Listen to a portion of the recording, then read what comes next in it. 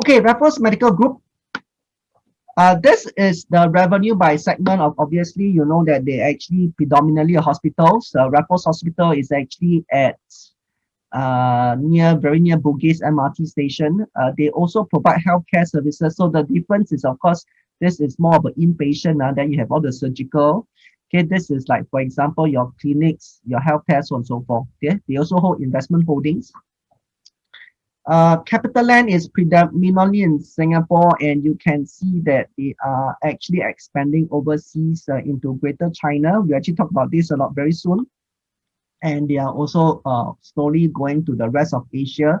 If I'm not wrong, from the hospital wise, it's still China for now. The rest of Asia is mainly about what do you call it? Is still predominantly clinical or healthcare services. Okay, so this is the revenue, 8.8% in revenue. Okay, 568 million. 2020 figures. So EBITDA grew 17.6%. Revenue from healthcare services actually increased by 17.8%. Revenue from hospital actually increased by 2.1%. So this is what they have achieved over in 2020. Yeah. So I just want to go through some very basics about Raffles Hospital. So of course, is a leading healthcare provider in Singapore, Southeast Asia, as you can see. Provide specialist service combined with some of the most advanced medical technology, have an AN department, fully equipped staff to manage high-risk injuries and critical medical conditions. So Raffles specialists comprise of full integrated medical complex housing specialist clinics, diagnostic services, advanced imaging center, endoscopy, day surgery, radiotherapy, and training facility. So basically, this is basically a full hospital. So if you actually go to the hospital at Bugis right now, they actually have a new building. So this is a new building. So this is where they actually house the specialists, and of course they also have the wards in the hospital here. Provide comprehensive range of primary healthcare service through their network of 80 clinics. So they actually have 80 clinics and hospitals located conveniently island-wide. So I'm quite sure, you know, we do come across Raffles Medical now and then. They are actually quite active in the mall. Sometimes you can actually find them in the malls. They have Raffles Dental. And of course, they also have Raffles Chinese Medicine. So I think these are not big, but it just shows the full range of services that they actually provide. Okay, now I think more importantly is the growth potential. So I don't know if you notice, actually they are quite involved in the testing and vaccination. So if you actually watch the news, you will actually see a lot of them are actually wearing like Raffles Medical t-shirts or attire.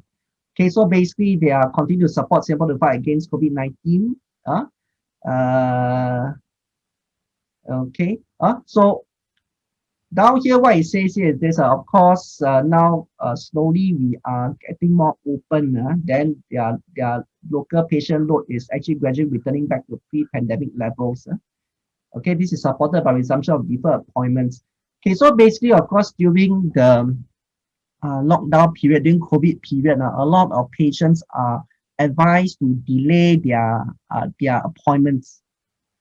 Okay, for those non-critical cases, like for example, you talk about cataract operations, you talk about whatever lah. Basically, that it don't require urgent attention.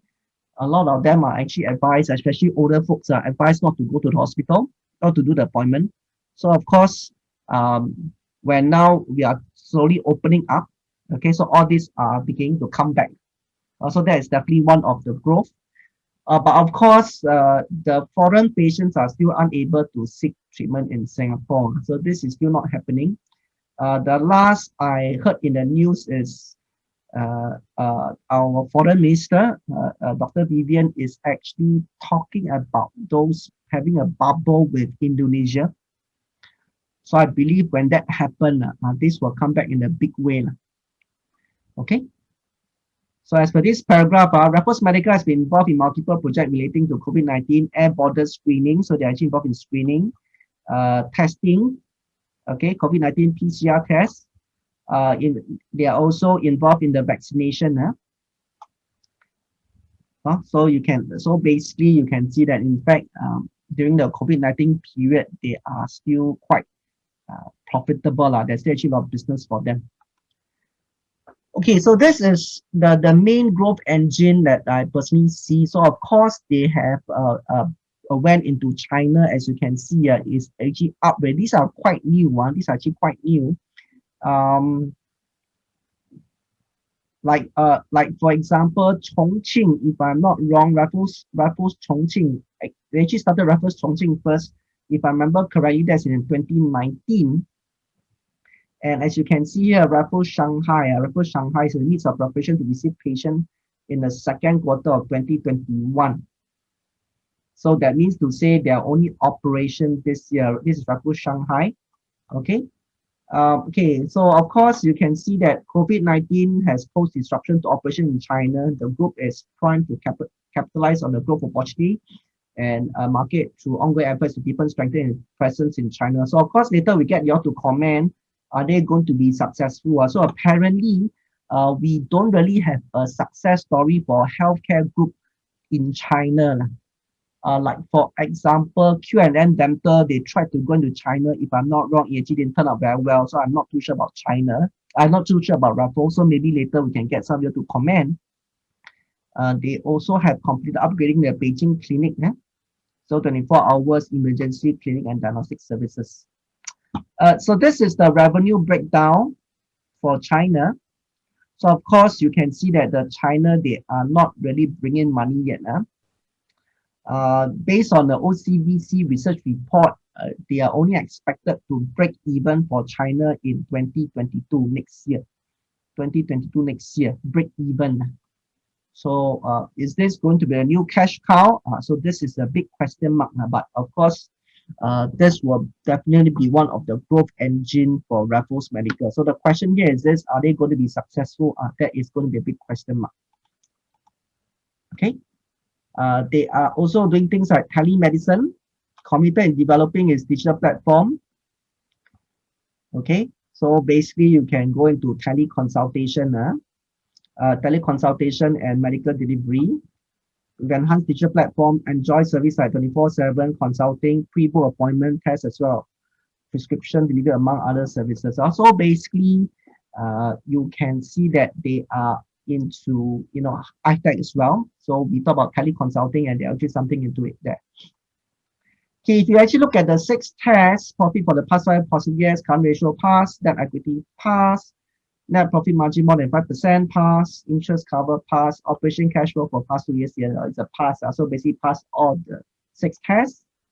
PE ratio now is 30.21. Okay, not exactly cheap, but if let's say it's a growth story or growth company, I think that's still fine. PB not really relevant. Okay, dividend yield 2.3 also not relevant. DCF is $1.01. Okay. Anybody know what's the current price for Raffles Medical? Anybody want to share what's the current price for Raffles Medical? $1.08. Okay, thank you so much. 108. So of course, based on DCF, okay, may not be cheap. But then again, this DCF is actually based on previous 5 years, which doesn't include China. Okay, so now it's time to discuss, ask questions. Thanks, Robert. Is Raffles Medical included as part of the recognized panel of doctors approved by insurance company? If not included in the panel of doctors, so I believe they are. Okay, I believe they are. In fact, Raffles Medical even have their own insurance arm. Okay, Raffles Medical also have their own insurance arm. Yeah, so I believe they're actually covered.